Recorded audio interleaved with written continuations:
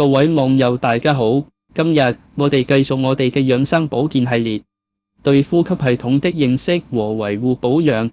老友記，兄弟姊妹們，今日帶大家探索一個平時好少留意，但分分鐘影響生死嘅人體隱藏大腦——呼吸系統。你有冇諗過，點解我哋可以一刻不離地吸氣、呼氣？咳嗽同打噴嚏又係身體嘅咩自救信號？其實呼吸系統就好似人體嘅空氣淨化廠，每日默默工作超過2萬次。唔講唔知，一講嚇一跳。跟住我一齊拆解呢個神秘組織，再教你點樣好好養護佢。1. 呼吸系統大起底。你嘅身體每日都喺吸氧大戰，好多人以為呼吸系統只係鼻子同肺。其實佢複雜到好似一間超大型工廠，整個系統由鼻、咽、喉、氣管、支氣管同肺組成，分為上呼吸道同下呼吸道，負責幫身體完成一項至關重要嘅任務，將氧氣帶入，將二氧化碳排出。簡單嚟講，呢個系統就係你嘅生命供氧站。1. 鼻，空氣嘅第一道關卡。鼻就好似呼吸系統嘅門面擔當，同時係超級嚴格嘅質檢員。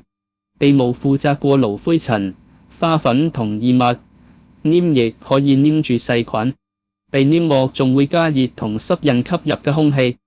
試諗下，如果冇鼻呢個前衛兵，冷空氣同撞東西直接衝入肺，你嘅呼吸肯定會苦不堪言。2. 咽同喉，空氣同食物嘅十字路口。咽就好似一條高速公路交匯處，同時連接口腔、鼻腔、食管同氣管。而喉除咗幫我哋發聲，仲有個超重要嘅功能，防止食物誤入氣管。你試下飲水暢道嘅時候，喉嚨會即刻關閉，呢個反應就係避免水流入肺，超級聰明。3. 氣管同支氣管，空氣嘅地下通道。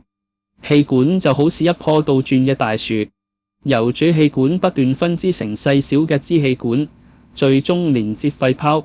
呢條通道表面滿纖毛，會不斷擺動，將黏液同異物掃出體外，就好似清潔工人一樣。但如果吸入太多煙霧、粉塵、纖毛會被累癱，清潔能力大減。4. 肺，人體嘅氧氣交換中心。肺絕對係呼吸系統嘅核心大本營。每個人嘅肺都包含超過3億個肺泡，全部攤開面積有一個網球場咁大。肺泡負責同血液進行氧氣同二氧化碳嘅交換，紅血球帶住二氧化碳過嚟交貨，再裝滿氧氣出發。呢個過程就好似一場超級忙碌嘅物流交易。2. 呼吸系統最怕咩？呢啲天敵要小心。呼吸系統雖然超級堅強，但都有唔少軟肋。以下呢啲行為同環境，分分鐘搞到你嘅空氣淨化廠停工。1. 吸煙同二手煙，肺嘅終極殺手。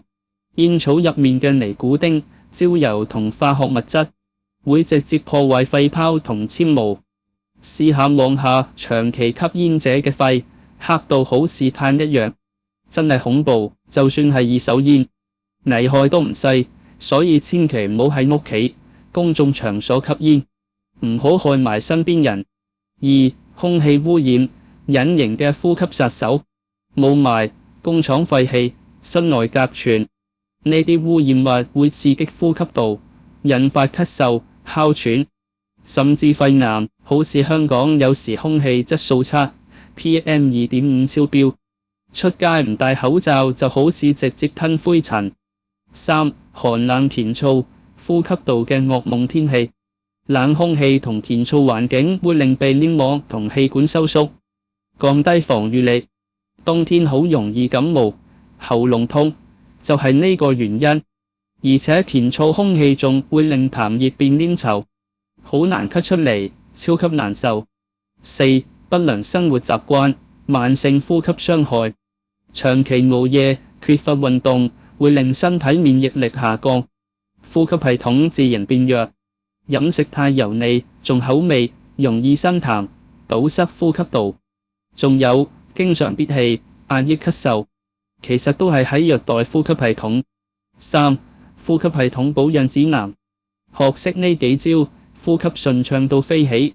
想你嘅呼吸系統長命百歲，其實好簡單，跟住我呢啲保養竅門，就算上咗年紀都可以吸得爽，呼得長。1. 飲食篇，食啱嘢，肺都開心啲。潤肺食物大推薦：雪梨、百合、銀耳、川貝。呢啲食材好似幫肺做 SPA， 潤燥止咳一流。試下煲個雪梨川貝糖水，清甜又養生。補充維生素 C。檸檬、奇異果、彩椒富含維 C， 可以增強免疫力，幫助呼吸道抵抗感染。每日食個水果，健康又方便。清淡飲食，遠離油膩、油炸、辛辣食物，容易生痰，搞到喉嚨黏糊糊。平時食飯盡量清淡啲，多選擇蒸煮嘅烹調方式。2. 生活習慣篇，小改變，大健康。保持室內空氣流通，每日打開窗戶通風半個鐘，換走室內嘅撞空氣。有條件可以買部空氣淨化器，尤其係新裝修或者附近有工地嘅住處。戴口罩，做好防護。出街遇到霧霾、花粉季節或者去人多嘅地方，記得戴口罩。呢個唔單止防病毒，仲可以保護呼吸道。充足睡眠，增強免疫力，每晚睡足7-8小時，讓呼吸系統好好休息。